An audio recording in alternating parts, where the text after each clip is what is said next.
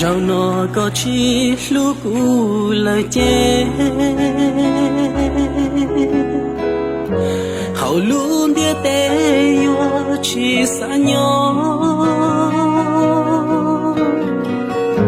vì chỉ xa bỏ có một lúc luôn cụ thiết sự đưa chỉ hoa nên là rau nó có chi lúc u lời tiếng mà qua ý xia mù nhỏ ý lên mù qua nên chia qua hậu đã tê sẽ qua vừa chia tao cho kê cho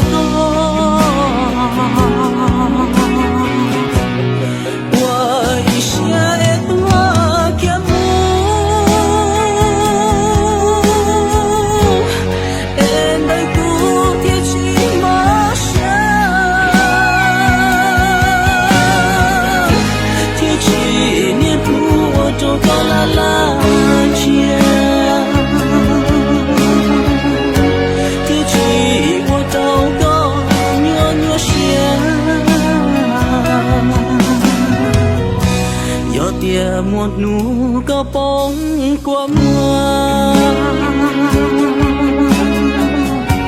giòn trong cô chưa cô có cho chết nửa lúc mi thế chạy bự li tôi qua tôi không tôi từ lúc đó đời nó khổ như thế này này anh em. Có ai đã từng trải qua như thế này ai không?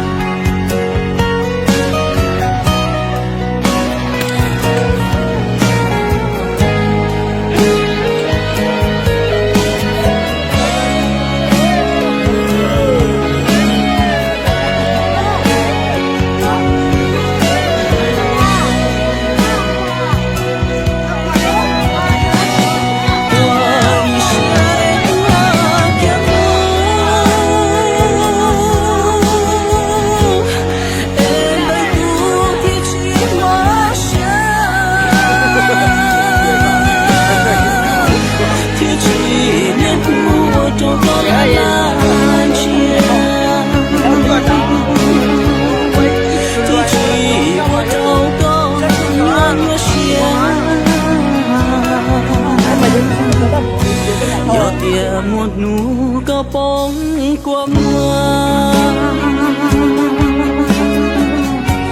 giòn trong tôi chưa tôi có cho chết nửa lúc mi thế chạy bự li tôi qua tôi không tôi từ lúc đó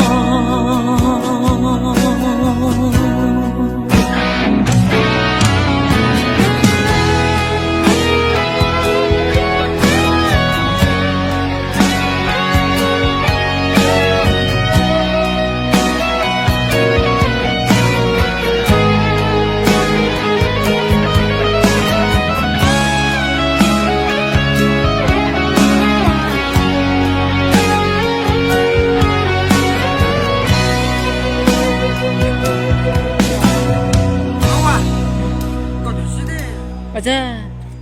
cái món á. Món này. Cuối cùng đó.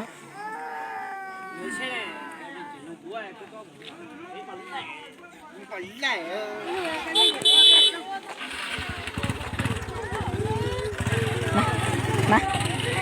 Quay vô. Anh chờ nè.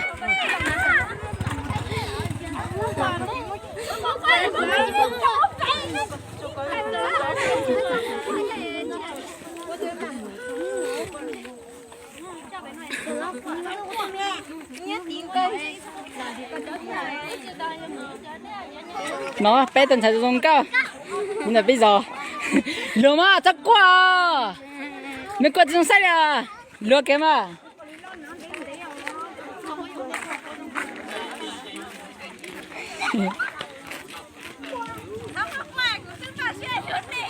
giờ thằng quá nói ba mẹ á